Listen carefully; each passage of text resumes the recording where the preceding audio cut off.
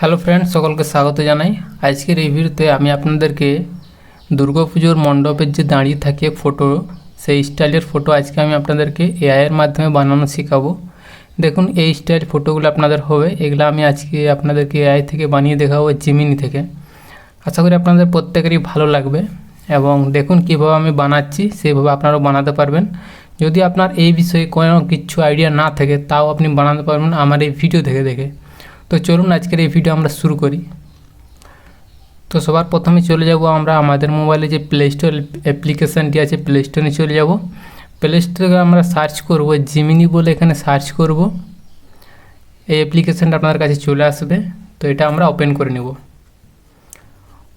ঠিক আছে, তো আমি একটু আগে বানিয়েছিলাম এবং দেখছিলাম।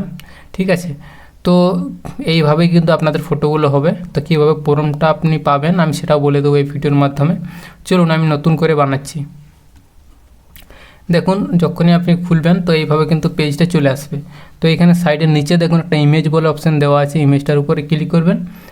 তার বাঁ দিকে দেখুন প্লাস বাটনটি আছে, এটার উপরে ক্লিক করবেন এবং গ্যালারিতে চলে যাবেন।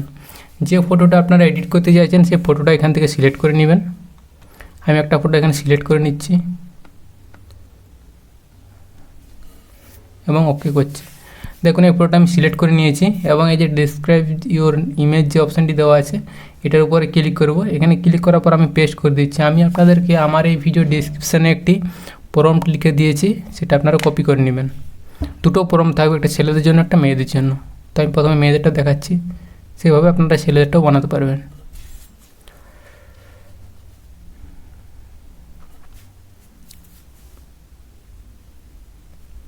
একটু সময় লাগবে, 5 থেকে 7 সেকেন্ডের মতো, তার মধ্যে আপনাদের হয়ে যাবে রেডি। দেখুন, একটা স্টাইল আমার কাছে চলে এসছে। ঠিক আছে, এভাবে আপনারা বানাতে পারবেন। আশা করি আমার এই ভিডিও দেখে আপনারা বুঝতে পেরেছেন। আর কেমন লাগলো আপনার এই ভিডিওটি অবশ্যই কমেন্ট বক্সে জানাবেন। ভিডিওটি ভালো লেগে থাকলে অবশ্যই লাইক করে দেবেন। চ্যানেলে নতুন হয়ে থাকলে সাবস্ক্রাইব করে সাথেই থাকবেন। সকলেই ভালো থাকবেন, সুস্থ থাকবেন।